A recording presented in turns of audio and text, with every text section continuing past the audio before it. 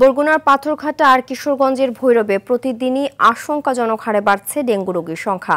রোগী ও স্বজনদের অভিযোগ, উপজেলা স্বাস্থ্য কমপ্লেক্সে মিলছে না পর্যাপ্ত চিকিৎসা সেবা, রয়েছে চিকিৎসক ও ওষুধের তীব্র সংকট। খাবার, স্যালাইন আর নাপা দিয়েই চলছে ডেঙ্গুর চিকিৎসা। পরিস্থিতি মোকাবেলায় নেই পৌর প্রশাসকের কার্যকর কোনো উদ্যোগ।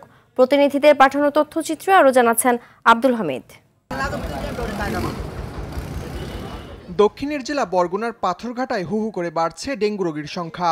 প্রায় ৩ লাখ মানুষের একমাত্র ভরসা উপজেলা স্বাস্থ্য কমপ্লেক্সে নেই পর্যাপ্ত চিকিৎসক, বেড ও ওষুধের সরবরাহ।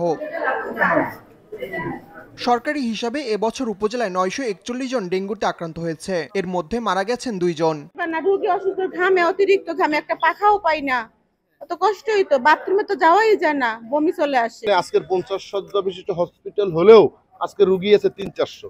এই মশা নিধনের জন্য একদিনও তাদেরকে পাওয়া যায় না। পৌরসভার পক্ষ থেকে, প্রশাসনের পক্ষ থেকে, ইএনও মহোদয়ের পক্ষ থেকে আমরা কোনো ধরনের পাথরঘাটা এই স্পটটাকে এখানে আলাদাভাবে ডেঙ্গুর একটা ইউনিট খোলা হোক। জনবল সংকটের কারণে কাঙ্ক্ষিত সেবা দেওয়া সম্ভব হচ্ছে না বলে দাবি হাসপাতাল কর্তৃপক্ষের। আমাদের জনবল, বিশেষ করে ডক্টর, ক্লিনার এবং উপরে অন্যান্য স্টাফদের অপ্রতুলতার কারণে চিকিৎসা সেবা আমাদের ব্যাহত হচ্ছে। কর্তৃপক্ষ ইউসুফ স্যারের মাধ্যমে আমরা এটা ব্যবস্থা করতেছি। এদিকে কিশোরগঞ্জের ভৈরব উপজেলায় প্রতিদিন গড়ে ২০ থেকে ২৫ জন ডেঙ্গুতে আক্রান্ত হচ্ছেন। এরই মধ্যে মৃত্যু হয়েছে একজনের। আর বড় মেয়ের আগে আছে জ্বর, পরে আমার আছে, পরে আমার বড় ছেলের, পরে আবার ছোট ছেলের, পরে আবার নাতিনের জ্বর আছে।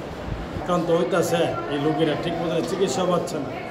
খুবই মারাত্মক অবস্থা আমাদের ভৈরবে। হসপিটালগুলোতে আসলে ঠিক মতো ডাক্তার পাওয়া যাচ্ছে না, চিকিৎসা পাওয়া যাচ্ছে না। শুধু প্যারাসিটামল, এইটা সেইটা, কোনো ডাক্তারের কোনো নাই, কোনো তদারকি নাই, কোনো কিছু নাই। নানা সীমাবদ্ধতার কথা স্বীকার করে সবাইকে সতর্ক থাকার পরামর্শ চিকিৎসকদের। এখন আমাদের যে অবস্থা, আসলে ডেঙ্গুর প্রচণ্ড চাপ।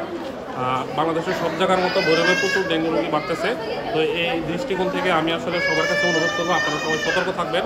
চলমান পরিস্থিতি মোকাবেলায় চিকিৎসা ব্যবস্থা উন্নত এবং এডিস নিধনে পৌর কর্তৃপক্ষের প্রয়োজনীয় পদক্ষেপ গ্রহণের দাবি ভুক্তভোগীদের। আব্দুল হামিদ, RTV।